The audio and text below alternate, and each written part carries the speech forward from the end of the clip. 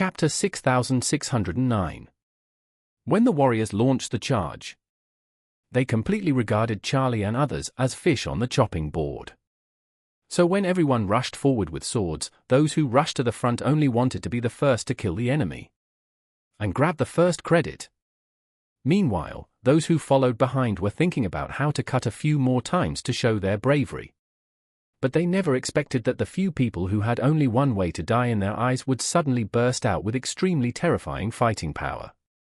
With their hands raised, they killed 8 people directly, seeing that each of these people had their eyes wide open and died.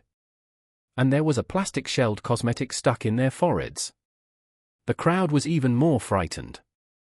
They have seen masters who kill people with hidden weapons, and ninjas are the best among them. Many people are injured by using the shuriken hidden in their sleeves, taking advantage of the enemy's unpreparedness and throwing them out to kill the enemy. But the ninjas in their minds throw out 2 shurikens with both hands, trying to kill one person. When they are arrogant, they only throw 1 shurikens in each hand, trying to kill 2 people. They have never heard of a ninja who can hold 8 shurikens in both hands and kill 8 enemies at the same time. If you have not seen this kind of thing with your own eyes, but just heard about it, you will laugh your ass off. Because even those Japanese movies that promote ninjas dare not describe ninjas as so perverted. What's more, Charlie didn't use poison shurikens at all, but ordinary cosmetics. When this thing hits a person's head hard, it's good enough to cause a blister. But in Charlie's hands, it can actually penetrate a person's skull. The physical fitness and reaction speed of these warriors are much stronger than that of ordinary people. And they use the best samurai swords. Since they were young, they have been swinging their swords hundreds of times a day. Most of them can even chop down multiple large trees with the thickness of a bowl with just 2 hands. Moreover, their sword drawing speed is as fast as lightning. It is really a cold weapon melee in the crowd. And they are almost crushing. But even so, when they face Charlie, a master who can kill people with plastic cosmetics and kill them with 1 blow, their previous worldview is completely overturned.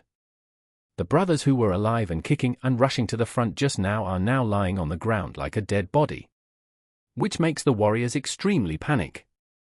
The 2 sides look at each other across Charlie and the others, and for a moment they don't know whether to rush up or escape. Charlie slowly raised his hands at this time, with 8 cosmetics of different colors between his 10 fingers. He pointed these 8 cosmetics at the warriors on both sides and said coldly, "Whoever does not kneel down within 3 seconds will end up like these people." After saying this, he did not give them any time to react, and he started counting directly, 1, 2.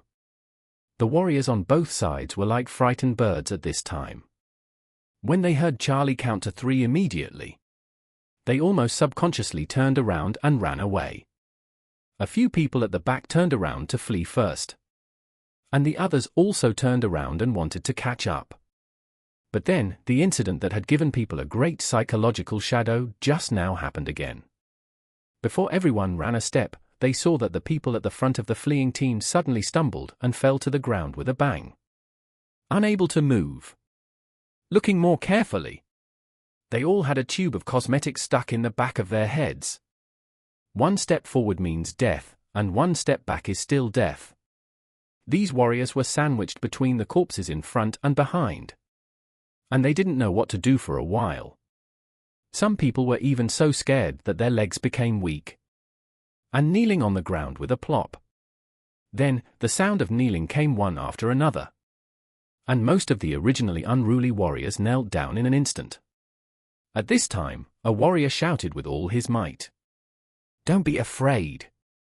He only has a few hidden weapons in his hand. And we still have 20 people. If we kneel down and surrender, we will die in the end. Why don't we rush up and kill him? And kill the others too, so that even if we die, we can get 2 resettlement funds. Enough to ensure that our wives and children will have no worries about food and clothing for several lifetimes."